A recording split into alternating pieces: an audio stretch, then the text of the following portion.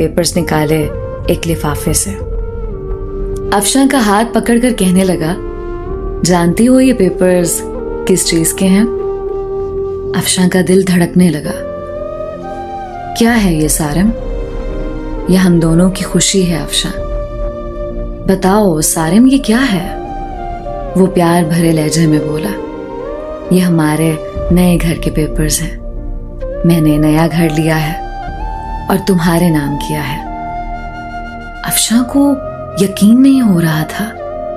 अफशा ने देखा, नया घर, वो भी मेरे नाम। अफशा कुर्सी पे बैठ गई, आंखों में आंसू आ गए। सारिम, इतनी मोहब्बत। सारिम की आंख से पहली बार आंसू छलका था। सारिम ने कांपती हुई आवाज में कहा, अफशा एक चीज मांगू? अफशा ने हाँ में सर हिला दिया। अफशा, हमेशा खुश रहना। जानती हो तुम परी सी हो, मासूम सी, बहुत प्यारी हो तुम। मैं बहुत खुश नसीब हूं, तुम जैसी हमसफर मिली मुझे। अफशा, हमारी शादी को 2 साल गुजर गए, लेकिन हमने कभी एक दूसरे को सीने से नहीं लगाया। मुझे आज सीने से लगा लो ना। अफशा ने ना चाहते हुए आज सारिम को सीने से लगा लिया। सारिम जोर से सीने से लगा, रोते हुए कहने लगा, ये बाहें क्या पता फिर नसीब हो ना हो। इतना कहकर सारिम कमरे में चला गया। अफशा को समझ नहीं आ रहा था कि क्या करे। वो सारिम को क्या समझती रही। सारिम कितना अच्छा इंसान है, कितना बुरा सलूक किया मैंने सारिम के साथ। अफशा का दिल चाह रहा था कि सारिम की बाहों में समा जाए। सारिम की बेपनाह मोहब्बत। 2 साल में सारिम को इग्नोर करती रही। सारिम फिर भी मुझे चाहता रहा। रात भर अफशा ख्वाब देखती रही, कल सारिम के लिए नाश्ता खुद बनाऊंगी, सारिम को अब दुनिया की हर खुशी दूंगी, सारिम को अब कभी उदास ना होने दूंगी। रात बीत गई। अफशा उठी, नाश्ता तैयार किया, बहुत खुश थी। शावर लिया, सारिम के उठने का इंतजार करने लगी। काफी टाइम गुजर गया, सारिम ना उठा। अफशा कमरे में गई, मोहब्बत से आवाज देने लगी, सारिम उठ जाए, मैंने आज आपके लिए नाश्ता तैयार किया है। सारिम करवट लिए सो रहा था। अफशा ने मोहब्बत से सारिम को छुआ। देखा सारिम का जिस्म ठंडा पड़ चुका है। अफशा ने आगे बढ़कर देखा, सारिम के बिस्तर पे खून पड़ा था, मुंह पे खून लगा हुआ था।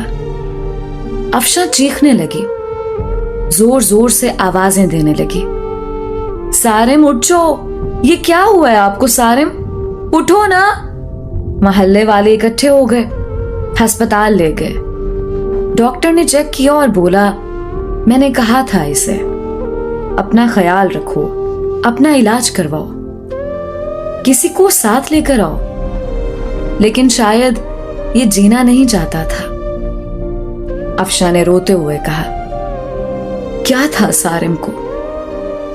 डॉक्टर ने एक आह भरी और कहने लगा, सारिम को पिछले 1.5 साल से ब्लड कैंसर था। शायद उसका ख्याल रखने वाला कोई नहीं था। मुझे अक्सर कहता था, डॉक्टर साहब मैं किसके लिए जीऊं? कोई है ही नहीं जो मुझे अपना कह सके। मेरे घर में मेरा इंतजार करने वाला कोई नहीं है, कोई नहीं है जो मुझसे मोहब्बत से पूछे दिन कैसा गुजरा। कोई नहीं है जो मुझे कहे आप थक गए हैं, चलो सर दबा दो। रात को कमरे में अकेला दर्द से तड़पता हूं, लेकिन कोई नहीं है जो मेरा दर्द समझे। अफशा जमीन पे गिर गई। सारिम, ये क्या कर दिया तुमने? सारिम, मुझे माफ कर दो। सारिम, मैं पागल हो गई थी। सारिम, ना जाओ मुझे छोड़कर। सारिम, मैं मर जाऊंगी तुम्हारे बिना। सारिम की लाश सामने पड़ी थी, जो जिंदगी में अफशा की मोहब्बत को तरसता रहा। अफशा सारिम के चेहरे को हाथों में लिए चीख चीख कर रो रही थी, लेकिन शायद अब मोहब्बत का वक्त खत्म हो चुका था। सारिम हमेशा के लिए आजाद कर गया था अफशा को। दोस्तों, किसी के जज्बात से मत खेलो, किसी को इतना ना सताओ कि वो मर जाए। अपने हम सफर को सीने से लगाकर एक दूसरे को गाली देने की बजाय एक दूसरे को चूम लो। अना में मोहब्बत के लम्हों को ना जला देना। छोटी सी जिंदगी है, ना जाने कब बिछड़ जाए, कब मौत आ घेरे। मोहब्बत बांटते रहो। किसी के मरने के बाद पछतावे से अच्छा है किसी को जिंदगी में ही सीने से लगा लो।